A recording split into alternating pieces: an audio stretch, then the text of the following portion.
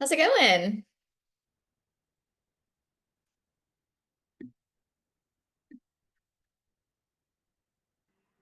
Let everybody kind of I was on mute. join in. You do it.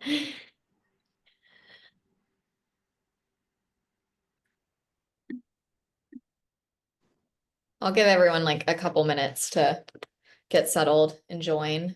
This is always the awkward part where I'm like, all right, just hang out for the 5 minutes while everyone joins. But I'm excited to talk to all of you guys today.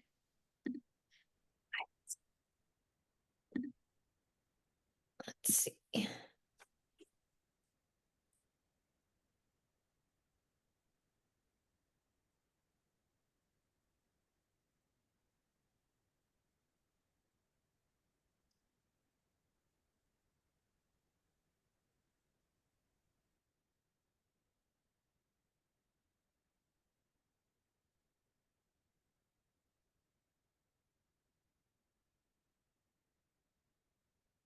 While we wait for everybody to log on, I know a lot of you guys are muted and off camera, but if anybody has an update or has anything going on in their business, just like positive stuff that you guys want to share, things that are going on in your week, yeah, feel free to chime in and then we can get into questions maybe at like 11:05 or so just to get people all settled.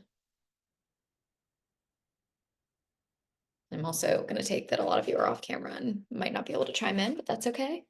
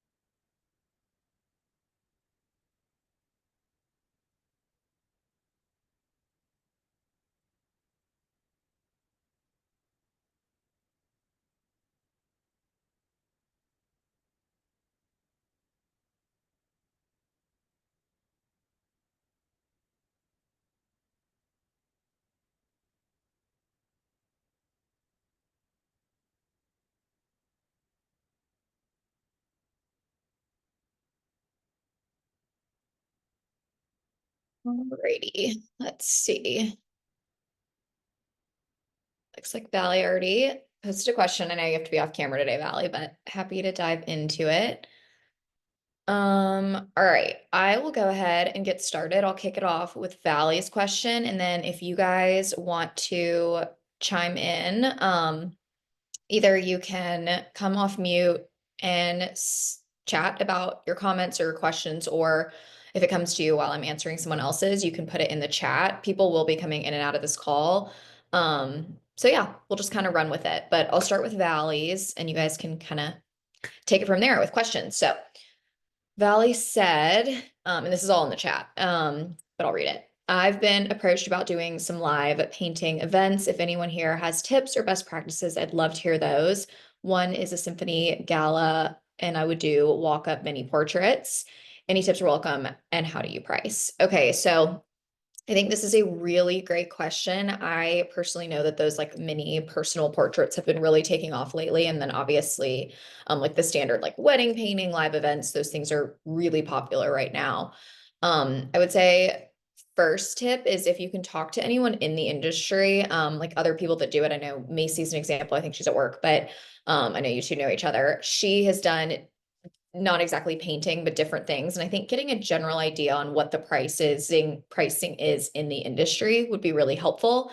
I also think you can think about what is the type of event, what are they probably looking to spend? Because obviously like a wedding versus a corporate event versus, something else might all have slightly different budgets for this type of thing. And for something like the mini portrait versus like one, you're doing a live painting and it's like one painting.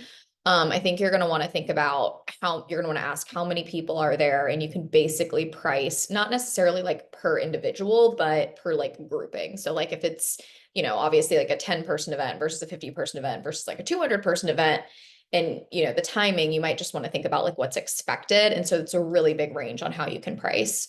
But yeah, I think that would be kind of a starting point. And then I would kind of ask some questions, feel them out, and then go from there. Happy to kind of go into this deeper, answer follow-up questions, but that just based off your question, that's kind of my initial, I don't know, that's where I want to get us started. So hopefully that's helpful. I know you can't chime in, Valley, but feel free to respond in the chat if you have follow-ups or anything like that. Cool. All right. You guys are gonna have to be chatty today because who else has a question? I have a question. Yeah. Hey, Stephanie, how are you? Hey, beginning artist, beginning my business, all of that. So I'm interested whenever I'm applying to markets of any sort or galleries, or what types of photos are they looking for? Yeah, I think it's a great question. I think it definitely depends. I would say always do a little bit of research, aka like go on their website, and if they're asking for specific things, sometimes they'll say like, we want a photo, no edges, like white background, things like that. So always give them what they want if they're, specifying. If they don't, I generally think in these scenarios, again, it depends on how many photos they allow you to include. I definitely think like a straight on shot, really crisp quality photo of your work that they can really see the details is definitely the way to go. And then if it's like a show or, I mean, like a market or something like that, you might want to add in, and they probably will require a booth setup or a booth shot or something that shows that you know how to do that. And you can always like fake it in your backyard. I've done that before. Definitely recommend that. And then I've applied to a couple of galleries, shows, things that feel a little bit more elevated. And so sometimes I'll throw in like some professional photography, like maybe one photo of like me with the artwork or something that's a little more styled, just to show that I've like invested in professional photography, or like I have some nicer photos too, not just like the straight on shots.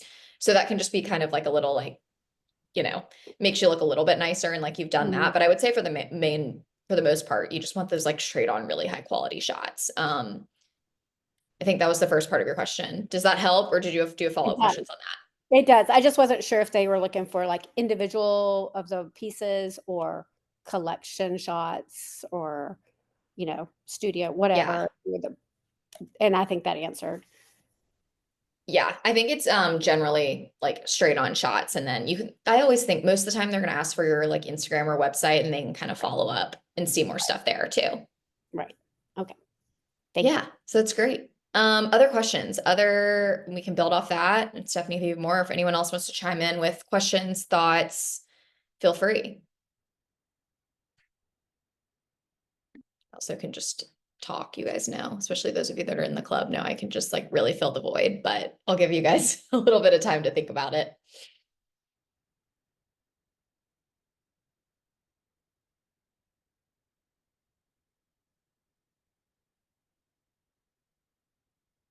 Other like specific areas of interest you guys want to talk about? Because I know last week we touched on kind of like time saving tips, time management. We can go deeper into marketing, into Instagram, Substack. Like I've had in the club, we've talked about some of these things, but I'd love to know, are there anything that stands out that you're like, I'm struggling in this area? And I can kind of dive into it a little bit. And don't be shy.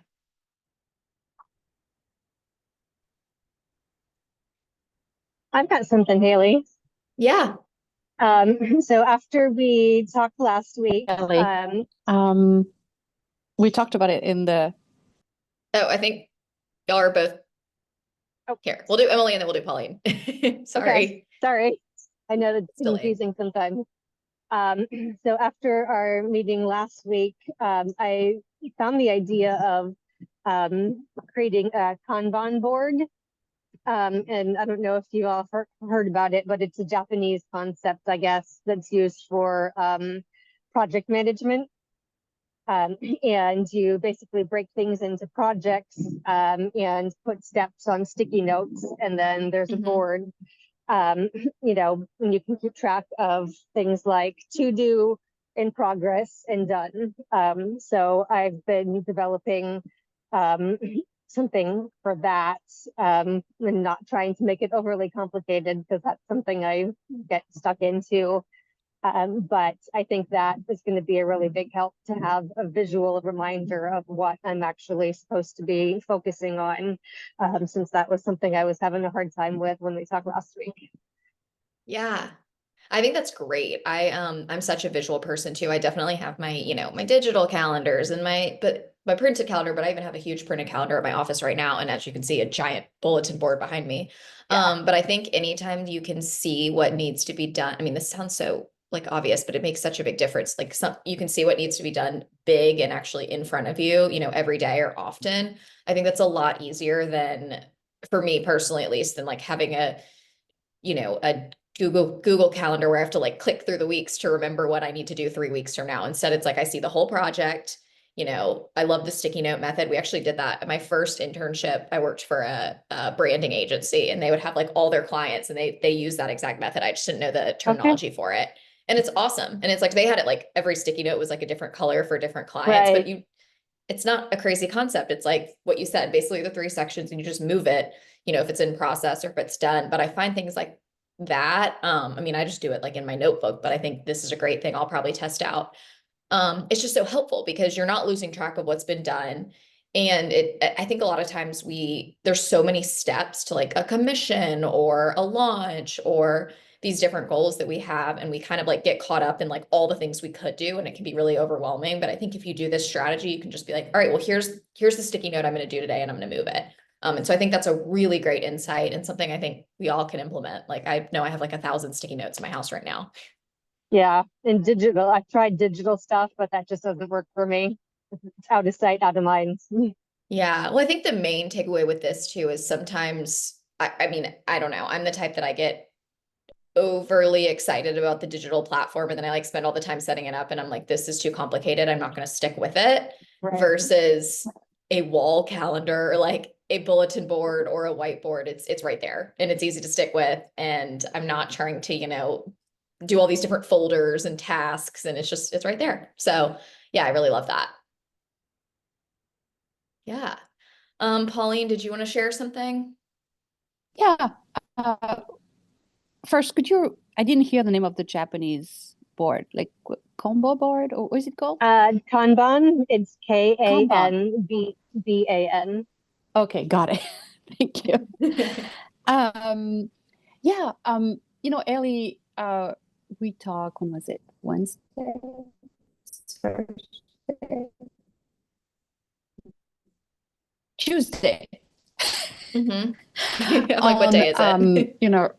websites, and no, I'm considering moving to or creating a new website. What I have is nothing really, and we've discussed that Shopify is probably too much for me right now. And then some folks expressed that Squarespace 7.1 might not be the path forward, and you mentioned Wix, and I'm wondering if in this group or you, Ellie, have a recommendation as to templates, and then if you have a bit of copywriting done and some photos to put in, like how long do you think it would take for not too savvy person to put it together? Yeah, so I'll break this down. I'll break down the difference, like an overarching difference between the main three, which I would say are Shopify, Squarespace, Wix. And then I'll get into some template and like timing stuff. And then I would love for other people to chime in because I know even Right. within this group, we have people that have, I think, all three and probably others.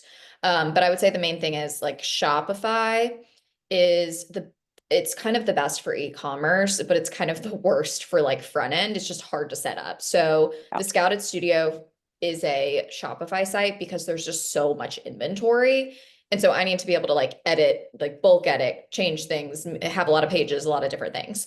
I think for most artists, until you really get more into having a lot of inventory, a lot of SKUs, prints, all of those product type things, you don't necessarily have to have Shopify. It is kind of the premier e-commerce site. And it's just like, even this week, Lauren, my assistant, was like, oh, and we can do a plugin for this and we can do a plugin for this. And I'm like, it is nice that it has a lot of capabilities, but I'm pretty sure, and I haven't checked recently, I think it's the most expensive. It's not a huge difference, but it costs a little bit more on a monthly basis, and it is, but it's the best for that. So it can be the right option for a lot of people. And it, from a growth perspective, you might grow into it. Squarespace, I would say, is probably the most popular with the most artists I work with, because it's really easy to set up. It's pretty drag and drop.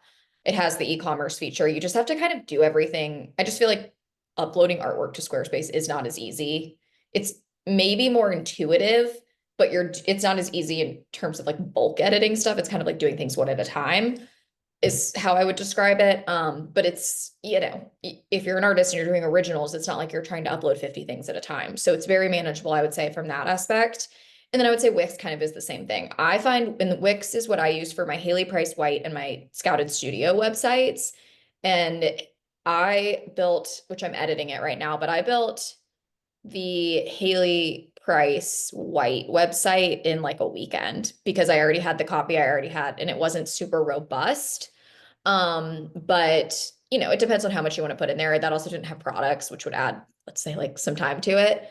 But I think with where you are and what I know about you, you could build a website. Like, let's say in a month, if you are doing other things, you're busy, you could probably pull it out in a month and have it like really where you want it to look, if you're using, I think, like a Squarespace or a Wix. But I'd love to hear from other people. I know Emily in the chat said she started with WordPress. It was too complicated. I would agree with that. I think WordPress is a little bit not what artists need for a lot of reasons I don't need to go into. But she's on Squarespace and it's pretty easy, but she doesn't know how well it's working for SEO. That's a whole other conversation we can get into too with SEO. I do think Shopify works really well with SEO, but I also would say that's another conversation of how important is SEO to you, because obviously SEO has a level of importance, but you also can, most artists are going to be getting people to their site directly by people searching you. So you're not going to probably get unless you're selling like a lot of prints, you're probably not going to have things that are on your site from a product perspective that are going to be on there long enough to even like really matter for SEO. And I can get more into that. I just don't like go down that rabbit hole unless people care. But yeah, I think that's a good comment, Emily. Follow-up questions? Or do you have kind of a gut instinct, Pauline, on what you'd want to do? I mean, I looked at your website. I looked at, I can't remember her name, the other person who was on the call on Tuesday on our website. And I saw, like, I felt really like drawn to them. And it's funny, you sort of use similar colors, the two of you. So it's sort of like, and there's also my colors. So it's just like this odd synchronicity. Yeah.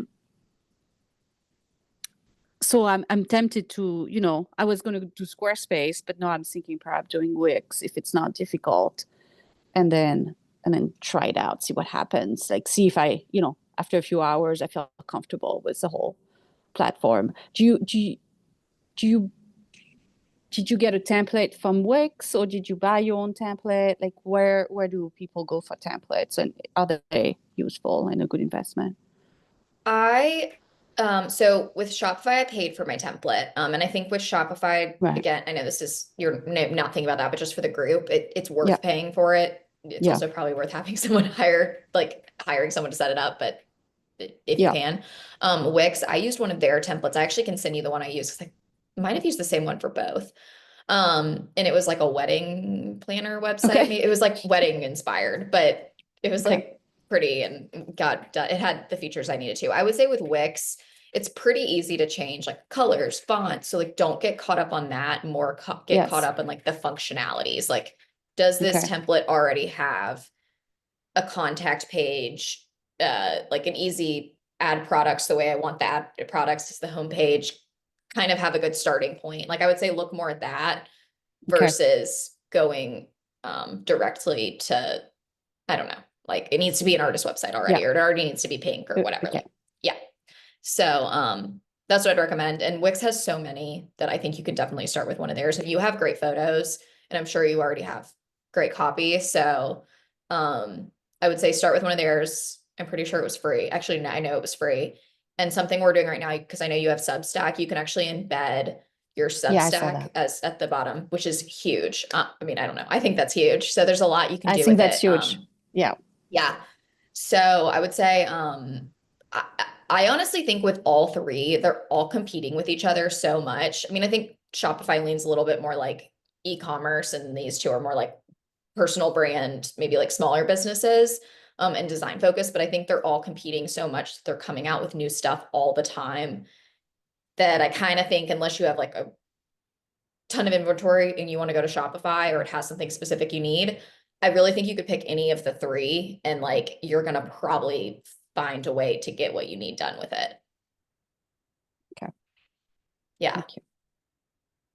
Okay, more questions, or I'm just gonna kind of read through these. So Stephanie, you're currently on Squarespace. Any tips on what you need to make sure you include on the site? I would say bare bones when you're getting started, you're gonna want an about page and a contact page, or like a way to contact you. I was talking to somebody recently, I think it was in the club, and they didn't have an easy way to contact them, which is like not the goal. So you want those things. I think simplicity, then obviously you want a page to either show off your art or sell your artwork. And then like a homepage. It can be really as simple as that. And then you can, I always feel like I add things and I come up with more ideas as people come to my site and like ask where things are. I'm like, oh, I should probably add that. I should add a facts page or about the shipping process page or something like that. But I would say basics, it's like a page about your art, a page about you, and a contact page. And then simplicity is best. Like I usually am a fan of let the art speak for itself. Like you don't need, if your art is mostly blue, you don't need like 8 shades of blue all over the website. Like one shade or like white will probably do. And always look to other artists' websites. I feel like you're going to put your own spin on it. It's going to be your own, but like it's helpful to see how other people have structured their sites that are, a few steps ahead of you. Great. Okay, keep reading through these. We have people on Wix. Faso is the easiest to set up. I've had some people have issues with the Faso websites, but I do think it's easy. It's like an art specific website. So that's worth throwing in there. Let's see. Emily, you have your art, a blog, and starting to add mini lessons. Great. Wix has templates. I think you can look through them. Yes, they have a lot of these have like AI stuff now. I know I tested it with Wix. You can like type into AI what you're interested in, and it kind of like feeds you the best templates. So you could definitely play around with that, Pauline. Valley, what I said about Substacks, I know you're interested in it, is if you have a Substack, you can embed, how you can embed like a sign up for my newsletter, like in the footer or as pop-up. You can do that for Substack. So if you're using Substack as kind of like your blog / newsletter, you can embed it. And I'm actually working on this right now. I can share my screen in a little bit if it's helpful. But Lauren, my assistant, figured this out, and she was like, we can just embed it. And it's like the Substack branding, but it's just embedded in my footer, which is huge. I don't know how she did it, but I'm sure it wasn't hard, but I let her handle that. So that's great. And then Angeli, you want to know more about Substack? Well, I'm happy to dive into Substack, and this might be more of an open conversation. But I would say basics is Substack functions as a kind of like a living newsletter meets blog. So you can write on the platform, you can treat it like a blog, but you also can push it out to all of your subscribers like you would an email newsletter. So the way I personally use it is I write, and you're welcome to subscribe. It's Paper Trail or like Haley Price White. You look it up, I'll come up. And I also always recommend following other artists and just other people, but I use it as I write every Thursday, and it's kind of, I would say art education, coaching advice meets like what I'm doing in my life, and just like things I would kind of write in a blog, to be quite honest. But I think with where we are right now, people aren't seeking out blogs as much as they were like 10 years ago.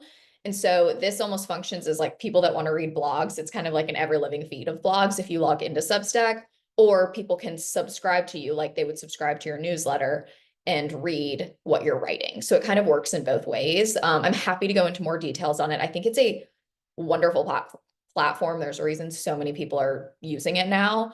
I also work in this office with my friend Caroline, who runs a marketing agency, and she works with a lot of female founded brands, female like influencer creators type people that have written books, things like that. And she's actually pushing them all onto Substack because a lot of them like have blogs or had blogs, and now they're kind of like moving in that direction. So I think it's actually a really good strategy, especially if I think Emily mentioned earlier, she's struggling potentially with SEO on her site. This kind of like you can set it up so that it functions like a blog and it still has that SEO aspect, which is great because you can get found on the internet, but it also can get pumped out. So it's like a blog you're writing that you don't feel like is just going into the void. You know, people are actually reading it, whether it be your subscribers or your followers on the app. So happy to go into more detail on that, but I'm a huge proponent of Substack. I've started it. I think I just hit my 1 year, but I don't think I was like really using it. Say it's probably been like 7 months of taking it pretty seriously. And it's just really changed my business. I've seen a pretty steady uptick in subscribers, which we know is huge. And I think people are just more bought in. Like the notes I've gotten from people, I think from just regularly hearing from me and hearing from me in a longer form content way is I feel like people are more bought in, and people are like, oh, let's collaborate. Oh, let's do this. Like opportunities are coming up that I don't think were as much when I was just relying more on, sending an email every once in a while and trying to post on Instagram and never knowing if anyone was seeing it. So it's a good thing to fold in if you're a little bit burnt out on some of the other platforms. But if you're not interested and that feels overwhelming to you, that's okay too. But we definitely can talk more about that because it's something I'm excited about. So yeah. So hopefully that answers your questions, but feel free to chime in the chat, or if anyone else has Substack questions, throw them in here. I know some of your names, or I see some of you, and I know some of you have Substacks, but I don't know if a lot of you do. Yeah. Okay. Other questions, other things. It can build off Substack. It can be something else. What are you guys thinking about?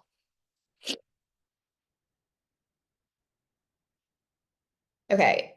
Emily, you've been working on building your creative business and blogging for several years and still don't get a lot of traffic. I think relying on social media for that has been very effective. Oh, I don't think relying on social media for that has been very effective. Yeah.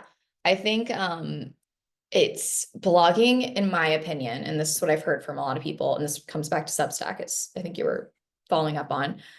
It's just not as effective as it used to be because people aren't seeking out blogs the way they used to. Like I love a blog, but how often do I go onto the internet and be like, I'm looking for a blog on this today? I'm more like, oh, I'm going on Instagram or Pinterest and Googling answers to questions. It's just not kind of what we're going towards anymore, which is why I think the Substack solution, you could even import like all the blogs you've written into this new platform and have it as like an archive so people could read back through it. It's just an interesting, it's almost like having followers, like a social media blog, like having followers for your blog, or you can treat it like a newsletter. So it kind of goes both ways, which I think is really interesting for artists, because I think personal branding and storytelling helps us sell so much, and we have to figure out the avenue to do that. And I think email is very effective. So yeah. Other thoughts? Oh, Macy coming in hot. Yes. Don't forget to use social media as an SEO tool. So keywords work in the Instagram, Facebook, TikTok search bars, similar to Google. This is something that's newer, not super new, but you definitely can have keywords in all of those too, which is great. And I feel like if that feels overwhelming to you, you're like, oh my gosh, another place to have SEO. It's actually, I think, nice because if you're doing the work, let's say to optimize a blog for SEO, you can use that same, like if you figure out this phrasing is the keyword, it's like, all right, well, let's just use that phrasing everywhere else. So it's actually like, if you're already doing the work once, why not use it in more places? So yeah, I think that's a good thing to share. Other thoughts, other questions? What are you guys working on? I feel like a quieter group today.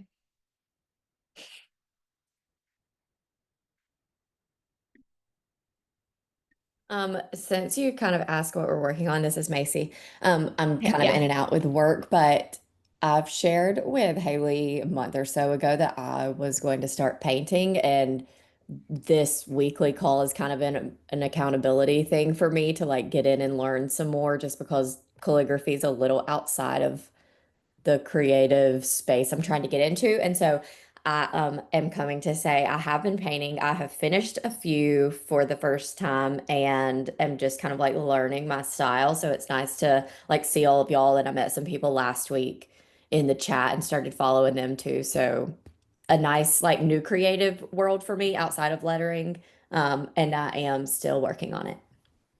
Yeah, I love that. Well, that's huge. For those of you, and I'll say this in a second, but for those of you that don't follow Macy, definitely follow her on Instagram. And I might say everyone, like maybe drop your preferred handle of whatever platform in the chat. We did this last week and I just forgot to start off with it this week. But you guys should all follow each other and tune in because I feel like I know the majority of you from coaching the club by DMs. Like I recognize majority of your names and you're all doing really cool stuff.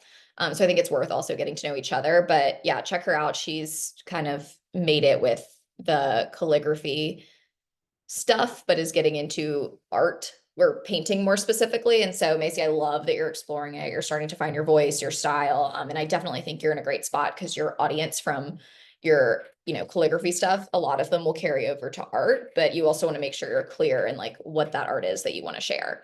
So I love that you shared that. Thank you. I don't know what I'm doing at all, but that also means like I don't have the bounds of what the rules are. So I'm working on it. Thank you.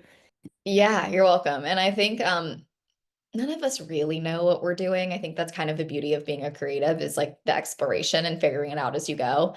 But I think that's something everyone can take from Macy, even if you're further along and you kind of like quote unquote have it figured out. I think still making time to explore. And I talk about this a lot in the club, and I might have brought it up last week. I probably did because I talk about it all the time. But I think having some unstructured, like even if it's the smallest bit of unstructured creative time, which I think is really difficult when you have another job or have a family, or even if you're a full-time artist and you have like a long list of things that you feel like you need to be doing, if you can build in time to be creative, and this is something I'm like really trying to work on right now. I'm blocking it in my calendar in the mornings and I still don't always do it. But if you can build that in, your work is going to improve so much.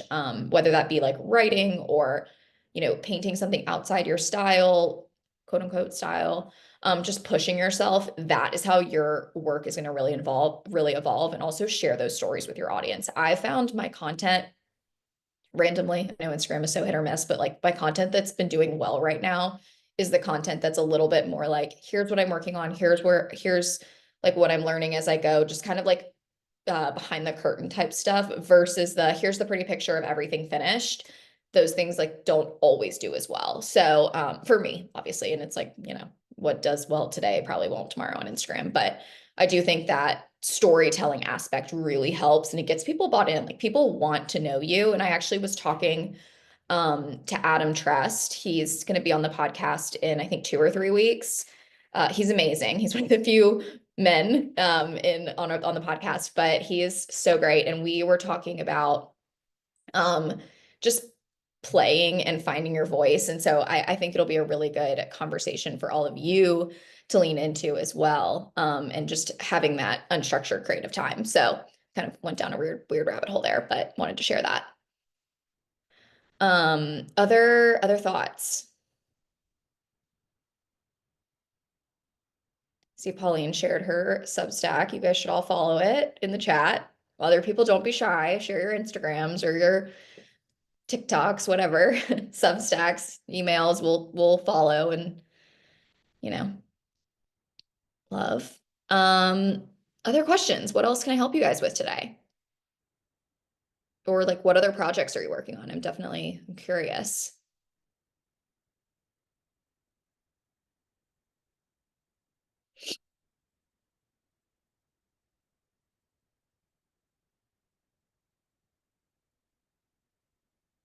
See all the Instagram names coming in, which is fun.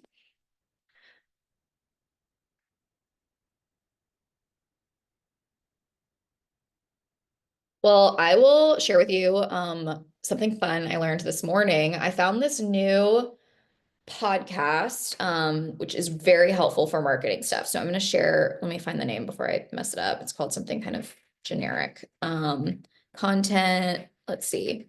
called Good Content with Shannon McKinstry. I don't know if any of you have heard of it. But a lot of her recent podcasts, they're all short. They're like 10 to 15 minutes, have been really good. I listened to 3 of them on my walk this morning because they're pretty short.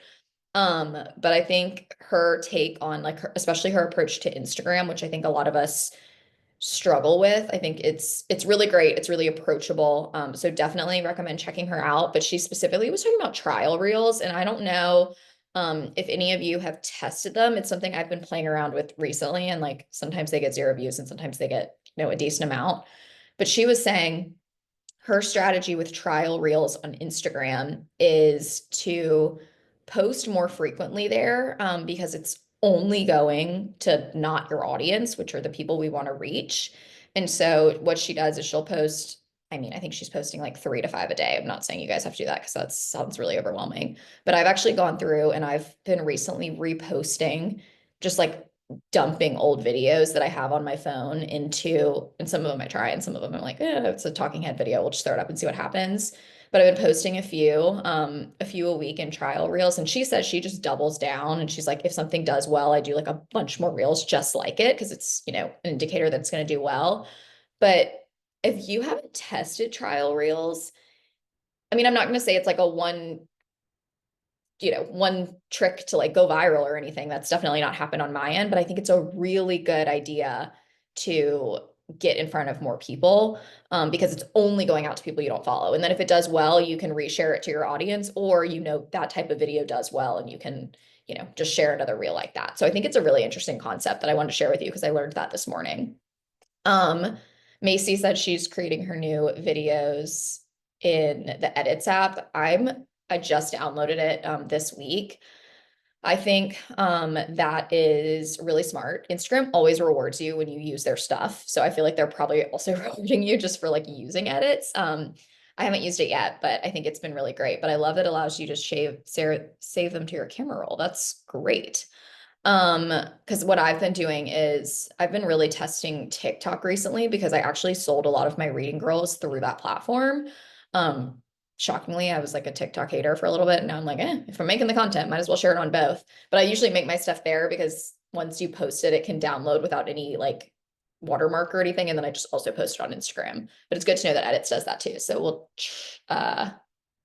we will test that out. I will also share the name of that podcast. It is Good Content by Shannon.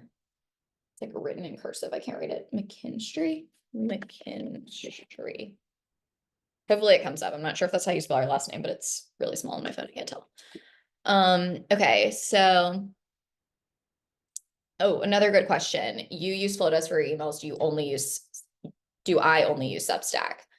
I personally, well, let me break down the difference between Substack and like the other category, which would be like a Flowdesk, MailChimp, Klaviyo, e-commerce-esque emails. So if you're using a Flowdesk or any of the other ones I just mentioned, it's going to give you the capabilities of automations, like, those automated, like, thank you, or like a flow, when they get this email, if they purchase from you, they might automatically get this email. It gives you all of those capabilities. You're not going to get that with Substack. Substack is strictly like, here's an email and you get it. So you don't get that automation benefit, which is wonderful with those other platforms. So I'm not saying you guys need to do this, but how I use it is I have Klaviyo, which is similar to Flowdesk. It just connects to Shopify. And I don't know, it was like the cheapest at the time. I got it 5 years ago.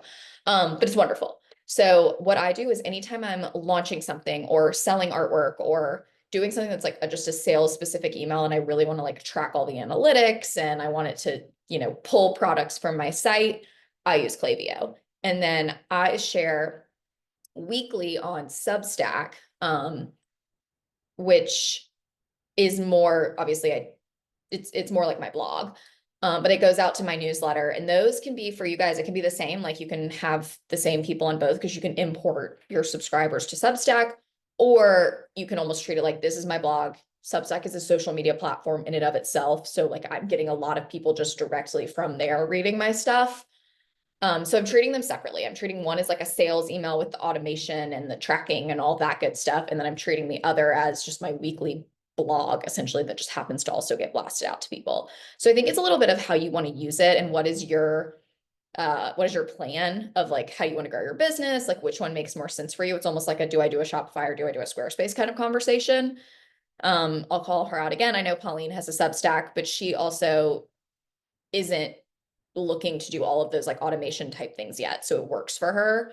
She can always implement that in later by like purchasing a Flowdesk and you know, adding that into her Substack routine as well, like having both. But that's kind of different person to person. The one benefit of Substack, especially if you're new, is it's free. It's a free platform to use because it's like, you know, it's like an Instagram or a TikTok, like a social media platform. So that's a nice, you know, nice thing to think about too. Follow-up question on that. Does it segment email signups? It doesn't. So it's basically just one big list, which is another thing. Like you're not getting those features that you get within an email platform. It just happens to be able to email people is kind of how I would separate it. So depending on what exactly you're using it for, it might not be the answer for you, or it might be something you like have in addition to your email list. Cool. Hopefully that kind of answered that question. Substack is, I will tell you, because I'm working actually with a lot of one-on-one clients right now, specifically on Substack. I'm like, it's confusing until you just get in there and do it. I think a lot of people would agree with that. Like you got to subscribe to other people, see how other people are using it, and then give yourself like, I'd honestly say like 3 good months of the platform on the platform of just following other people, like sending stuff out, seeing what works. And I still feel like I'm learning something new every day. So it's kind of like when you get on Instagram for the first time, you got to give yourself some time to like figure out what is this platform and how does it work. So Hey, I Haley, recommend question it, about but Substack. yeah, I've yeah, only read them like the way I thought of it, almost like an RSS feed, you know, it like it was on yeah, old websites and stuff. Like I've only read them when I get them in an email from someone. I've uh-huh. never actually been on the app. Is it kind of like TikTok in the sense that like you can only share your link page after so many followers or like so many subscribers? What are the limitations on it? I've never gotten on the app to know. Yeah, I might actually share my screen and show you guys because I think that'll be easier to explain. I don't know, I'm just a visual person. So I'll show you, this is mine. And so this is kind of my homepage, let's say, if you just came to my Substack, if you had the app, which I actually love reading other people's on the computer just because I think this is nice and it looks pretty and I work hard on mine. So I like to look at other people's. But the way I have it set up is this is, and you can visually set it up in a lot of ways, but basically you're going to have a homepage these are all the recent um, email blogs, whatever you want to call them, Substacks that I've written and that have been emailed out to people. But if you also have a Substack account, you can go to my page, you can see them, you can go to the archives of everything I've, you know, ever written. But you also you can add these different tabs to your, you know, homepage, website on Substack, whatever we want to call it. And so what I've done is I have, you know, an about page, so you know what it is. I have one that actually links out and goes to my podcast on Spotify, which so for y'all, it could like link out to your artwork. I have this one that links to like my specific book recaps, which are just a kind of a section of my Substack. And then I have a note section, which this is kind of the social media aspect of Substack. So this is everything I've ever posted kind of just in my feed, not as an email. So this only people that have the Substack app or log in on their website would see this. So if I were to go to my, let's see, home, it's going to show you, like if you just log into Substack, at the top is everyone I follow. So these are all people that have posted, like I've gotten these in my inbox, but I also can read them on Substack. And then this is kind of the thread. This is how you kind of grow on Substack is I just scroll through and I don't follow any of these people. And it's just people posting, like either reposting what they've written, you know, like this is something someone written or, you know, a photo or you know, Caroline shares this space with me. And it's just some pretty pictures from her neighborhood and like a little thing. So this is more like I feel like people kind of almost share photos like they do on Instagram / like Twitter X, like it's also short little snippets. But I would say the vibes on here are very creative, artistic, and maybe that's just my thread. But I do think it's nice. It's not a lot of it's definitely not like Twitter vibes of the type of content that's on there. So that's a little bit about how it works, but I would say the focus is, or why I think it's beneficial, is you have this, let's see, how do I go to it? Back to my home, like my page. And you can add these, things, these tabs that link out to other stuff, which I think is really nice. So that if somebody finds you via Substack, they can follow, they can subscribe, but they also could, go out to one of these links and see the other stuff you're doing. Does that like help some of you guys? I feel like the visual sometimes is just helpful. But again, this is why I'm like, you need to just go in there and play around yourself.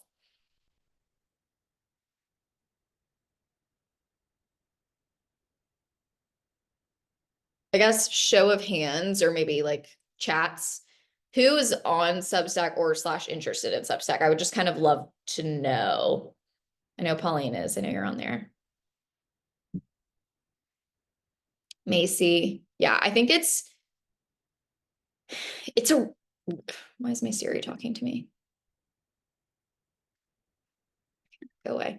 Yeah, I think it's a great platform. So I recommend at least starting with making an account, again, because it's free. Not even if you're going to put things out there yet, you don't even, you can just make an account and not even have like a page or anything, and read what other people are doing. Because I think it's going to be a big social platform for artists. I think it already is, but I see a lot of potential in it, especially as we're getting a little bit burnt out on, Instagram and some of these other accounts. So I think it's something worth dabbling in.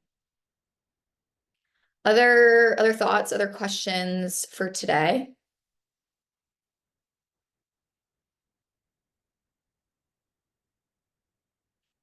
Kind of covered a lot. Email, Substack, all this stuff, but anything else kind of on the table? Emily, has anyone else used Threads? I used it for a little bit and then I just kind of like forgot about it. But I know some people have success on there, but I don't know if it's as widely used. I don't know if anyone else in this group has really used it. I think Pinterest is a huge one. If you are looking for another platform, highly recommend Pinterest. Just because it is more of a social or SEO platform than social media. Other questions? We have about 12 minutes left, so can go in depth with maybe one more thing, or we can kind of just fire off some different things you guys are working on.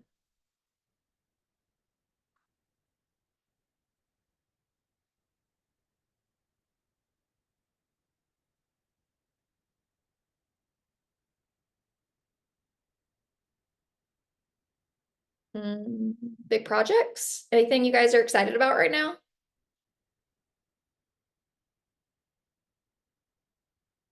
Everybody's so quiet today compared to last week.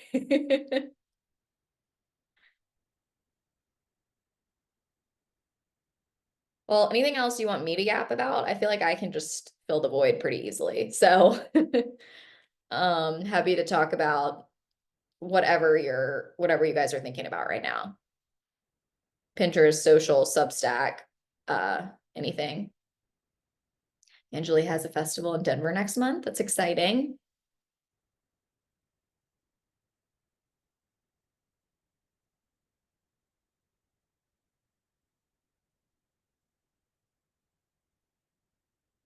Well, I'll share that it's a really good time of year because we're working on this in the club right now to review your goals and whether you set them in the beginning of the year or you need to just set some.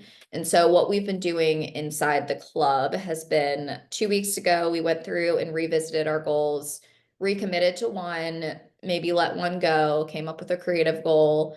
So came up kind of with a couple different things to just get us feeling refreshed through the rest of the year. And then last week, so Tuesday, this week, I guess, but on Tuesday, we did some calendar planning and just general like marketing, content planning, creating a plan for that one goal that we're really recommitting to. And then next Tuesday, we're diving deeper into, implementing what are the questions, what are the things you need to achieve that goal? Like, are there resources you need? Are there other people in this group that can help you? Can I help you? Things like that. So, to answer your question, the club meets every Tuesday, at 3 different time slots. So we have people kind of switching between them based on what works for your schedule. But I just want to say, like, the reason I'm saying this is I think it's a really good time to revisit. We're halfway through the year to revisit what are we focused on. And I think that's why these calls can be really beneficial, even if you're just sitting in, which I know some of you are, is making the space for the big picture of the business. I think a lot of times we're so focused on, and I am totally guilty of it, like the day to day, the commission that needs to get out, the email that needs to get sent, and those things are important. But I think if you can give yourself, an hour a week, even an hour a month to just revisit what are your goals, what's working, what's not. But especially this time of year, doing like a big overhaul of, okay, what do I want to achieve by the end of the year? I have 6 months to do it. What does that runway look like? What do I need? What resources are missing? What's holding me back? So that's what we've been really working on the club, which has been fantastic. But this is my, I don't know, moment to tell all of you guys you should do it as well. Macy, you have your hand raised. Do you have a question? Yeah, I was gonna ask if we just have some time at the end. This is tax accountant finance related. So I have previously used QuickBooks, but that it has so many features and it's just me and my business that Mm-hmm. it's really in depth. And so I bought the subscription to Zero. I think that's what it's called, Mm-hmm. Xero. And it seems a lot more user friendly, but I mean, every April comes around and I want to vomit and cry because of doing taxes. So, like, do you do kind of once a quarter? Are you using a software? Do you completely hand it off to someone? I'm at the point now where, like, if I wanted to outsource, I can. It's not worth it to me to spend the time on that. Yeah. Great question. I personally use QuickBooks just because I run all my businesses through it, and like just which is easy except for the Scouted Studio. There's just a lot of artists and like payouts, and it needs to be through QuickBooks in my opinion. I've done everything myself since the beginning. I haven't hired it out. I also have a business degree. Like, I just like numbers. It like works for me. I get that some people are not that way. So that's why I do it myself. But I hired someone to set it all up for me. And so I actually recommend anyone doing this. I think it's like worth the whatever it costs to get someone to help you just learn how to do it. And so in the way I set up is I do like quarterly estimated taxes. I pay my sales tax monthly. So with those things in mind, I have to be pretty on top of my numbers. I think if you, depending on where you are in your business, like check in weekly or check in monthly. I think weekly is better because then it's only like, I feel like when I usually do like a weekly, maybe twice a week if there's a lot going on, check in, and like put in my expenses, put in my invoices, all that good stuff, and make sure everything's clean. I honestly just find doing it more often is like less overwhelming. Not saying tax season isn't still stressful, but having a system, like I have my financial tracker, I know some of you guys use. I'm happy to send that out, or send the link to it for those of you that are interested. It's just a easy to use spreadsheet. But I personally think QuickBooks, or it sounds like Zero, works as well. And I'm happy to get into kind of like more of the weeds of how I do it. But I think the key is getting someone to set it up for you initially, and then figuring out what do I need to do on a regular basis to upkeep it. And if it's something you could easily hand off to a bookkeeper and like pay them, it, a nominal rate because they're probably not doing that much for you. It's not that much work. Or what I did was have someone set it up, and basically my QuickBooks connects to all my bank accounts. So it just auto pulls in all the expenses, and I just basically like categorize them. So it's really not that much time for me. But again, the reason it's not that much time is because I like paid someone to set it up right the first time and teach me how to use it. So I would recommend that for anyone. I think, especially when your business is smaller, because it's going to be a lot harder and more expensive to get someone to do that as your business grows. Um, and I just think when you take your business more seriously and get it set up properly, like good things come. So, let me know if that answers your question, Macy, but I'm also happy to get in. I mean, I'm not an accountant, but I'm happy to get in like more of the nitty gritty of how I handle things too. No, that definitely answers it. And I have just kind of like bootstrapped my way through it so that I have what I need to hand over to the accountant come Mm-hmm. spring. But I've gotten to the point now where like I worked with a school and they're tax exempt, or I donated something. So I have a donation form. And when I'm getting Yeah. a little more detailed about those things, yeah, if someone could help me set it up, that's a good idea. But to me, like my business is, I work full time too. So my business is on the side, and I've just agreed, like, if I don't have to handle the stressful part of that, I'm not going to. Yeah. And I was curious, so I'm currently in both subscriptions and not using either one. Yeah. Pick one, stick to it. And then I would say I have 2 podcasts episodes with accountants specifically for creatives. I cannot remember what they are right now. But you'll find them. I mean, they're called like accounting or something, but I would actually recommend listening to both of those and even going to those people's pages and websites and seeing if they have, help you guys need. And then when it comes to finding an accountant too, because I know that aspect can also be really overwhelming. You're like, well, who do I call? Like if you search accountant, some huge firm's going to come up. I really recommend trying to find other small businesses in your area and just I've like DM'd people before and been like, who did you use? Because like everyone like most businesses have an accountant. And if you're like, I don't know another artist, like DM an interior designer, like someone that's also maybe a one woman show and see art is mostly money in and money out. So it's not that complicated. So if somebody's, worked with a designer or worked with a gallery or worked with odds are you're going to be like easy and they can set you up pretty quickly. So if you need help finding someone, I honestly, it's like turn to Instagram. It probably will be really helpful. And that's not something that like people are going to gatekeep from you, in my opinion. Amazing.